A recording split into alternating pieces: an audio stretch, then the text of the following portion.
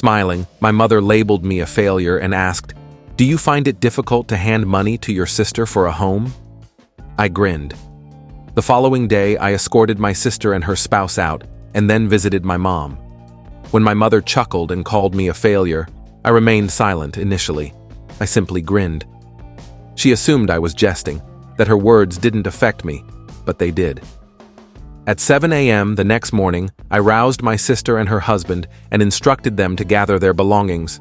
For 8 months, they had resided in my flat, consuming my meals, utilizing my electricity, and treating my space like a complimentary inn. Both were barely adults, yet they chose to wed without funds, employment, or a strategy. And somehow, I bore the brunt of their choices. My flat wasn't spacious, just 2 bedrooms I had earned through hard work. When my sister and her husband initially requested to stay, they vowed it would only be for a few weeks. They claimed they needed time to sort things out.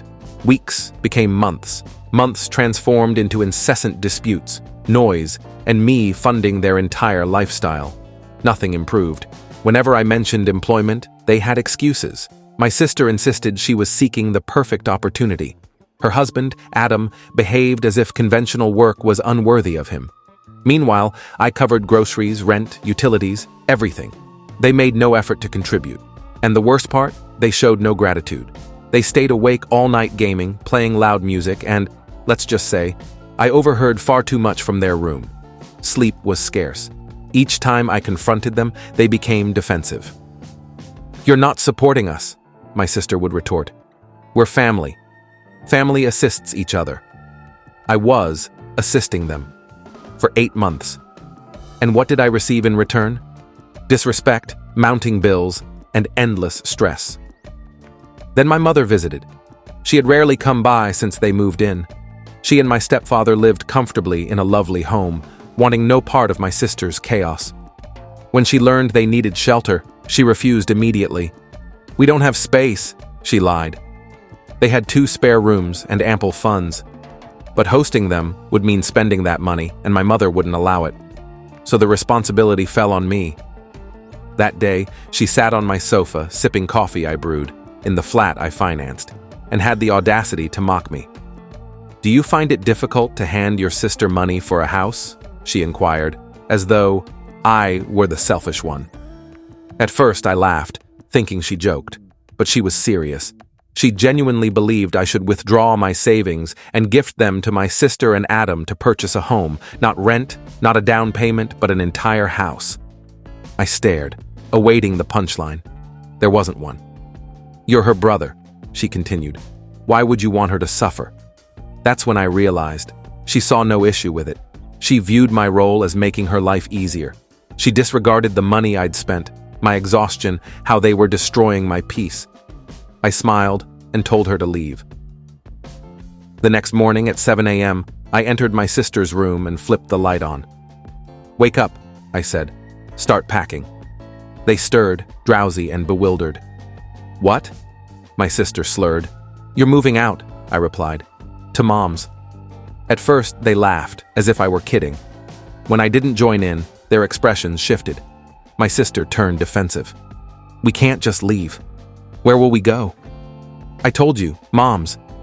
She glanced at Adam, who rubbed his eyes like this was a nightmare, then back at me. "She won't take us." "Not my problem," I said. She pleaded for more time. I refused. Adam attempted to intimidate me, but I shut him down. By noon, they had loaded their belongings into the car I'd purchased for them, and we were en route to my mother's. What followed? Let's just say my mom was less than thrilled when they arrived. I parked in her driveway, turned off the engine and said, "Go ahead." They didn't budge. My sister crossed her arms. "She won't let us stay." I shrugged. "That's between you and her." Adam seethed, but what could he do? Complain? I'd housed, fed, and even bought them that car, and how had they repaid me? By doing nothing and acting entitled. I hauled their bags to the doorstep and rang the bell. My mom opened the door, saw the luggage, then glared at me. "What's this?" she demanded. I smiled. "They need a place. Like you said, they're young. They shouldn't struggle, and family helps, right?" My sister and Adam stepped forward, feigning helplessness. "Mom, can we?" "No." She cut them off. My sister gaped. What? I mean, no, you're not staying. Adam ran a hand through his hair. Where are we supposed to go? Mom exhaled as if this were my fault. Kyle, take them back. You know they can't stay. I laughed. Not happening. They're your problem now. Then something unexpected occurred. My stepfather, Mark, appeared behind her. He observed the suitcases, then Mom, then me. Why can't they stay? He asked. Everyone froze. Mom whirled around, betrayed. What? They're your kids, he said. We have space. Let them. Mom looked ready to throttle him. Mark, you don't understand. No, I do, he interrupted. Kyle's cared for them for 8 months. It's our turn. I'd never seen her so furious. She glared at me, my sister, then Mark. They're jobless, lazy, they do nothing. Oh, now she gets it. I smirked. Sounds familiar, doesn't it? Mark faced them. You can stay, on one condition. Both of you get jobs, immediately. Adam fidgeted. My sister hesitated. Mom? Mom was livid. This was unfolding even better than I'd hoped. But the real entertainment? Still to come. Panic flashed in my sister's eyes. Adam looked dazed, half expecting me to say, just kidding, get back in. But I wasn't. Mark had offered a lifeline, shelter, provided they worked, a fair demand for 2 adults who'd idled for 8 months. Yet my sister wavered. Adam squirmed. Mom, meanwhile, was fuming. She yanked Mark aside, hissing words I couldn't hear, her face twisted in rage. Mark listened, arms crossed, then replied softly. I didn't need to hear it. I knew. After months of claiming they lacked space or funds, Mark now deemed it reasonable to host them. Mom hated that. I leaned against my car, waiting.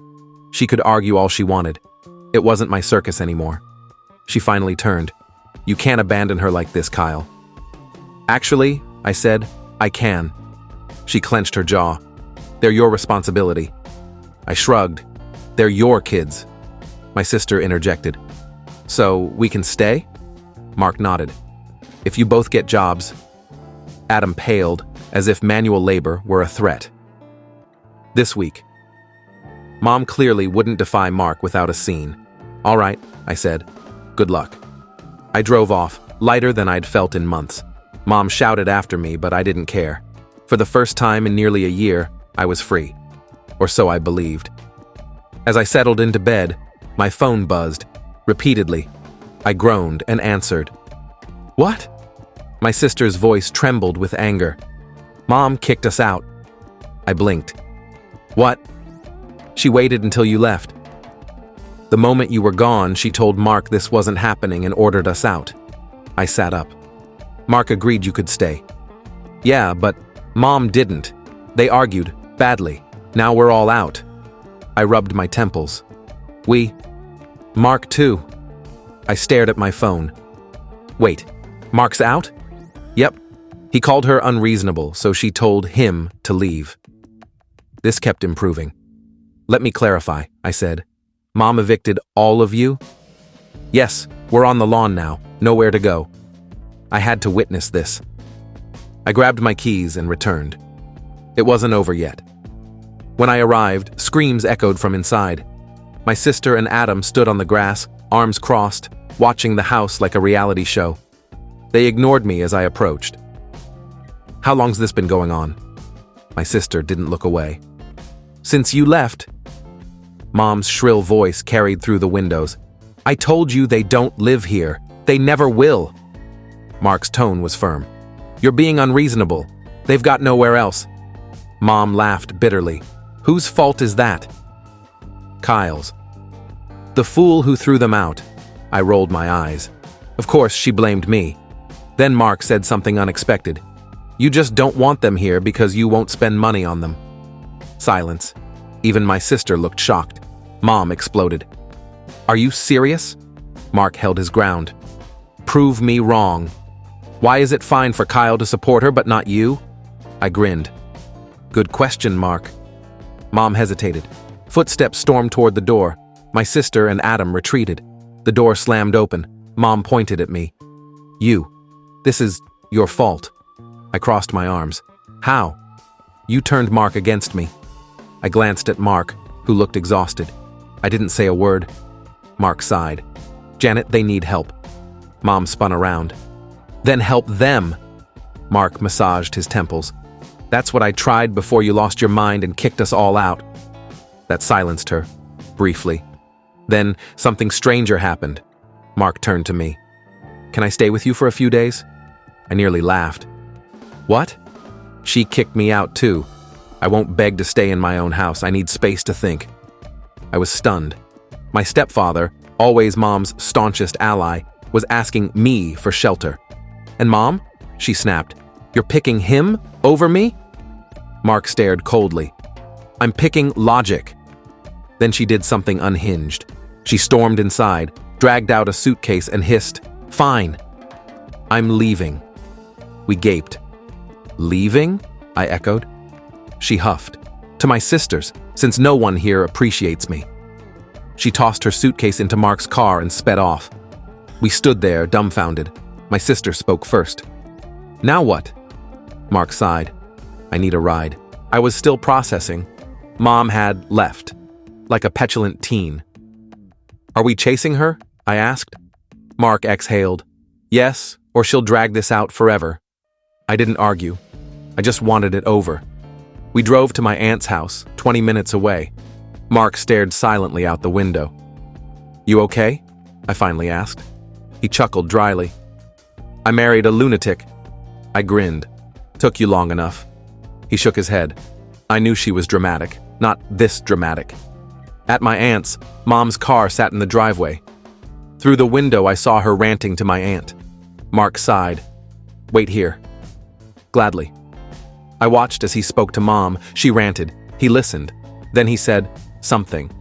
Mom froze, stared, nervously leaned back. Minutes later, she exited. Calm, subdued. A total shift. I lowered the window. What did you say? Mark retrieved his wallet from my glove box. Told her if she ever pulled this again, I'd cut her off from my business. I blinked. Mark owned a thriving construction company. Mom had no income, just his money. And it worked? He nodded. Instantly. Mom drove off without a glance. Mark thanked me and left. I drove home, oddly respecting my stepfather. For once, Mom wasn't in control. Update peace was short-lived. My sister called last night, whispering, Mom tried evicting them again while Mark was at work. But here's the kicker. Mark came home early. He found Mom mid-tirade, suitcases half-packed. He erupted, Pull this again? You're the one leaving. And she did. Grabbed her purse and vanished. No one knows where. Mark poured a drink and told my sister to ignore it. So now, I'm savoring popcorn, waiting to see if she crawls back. If you enjoyed this story and felt the emotions behind it, don't forget to give it a like, share it with others, and subscribe to the channel for more real-life experiences and heartfelt stories. Your support means the world, and it helps us bring more content like this to you. Thank you for watching, and I'll see you in the next video.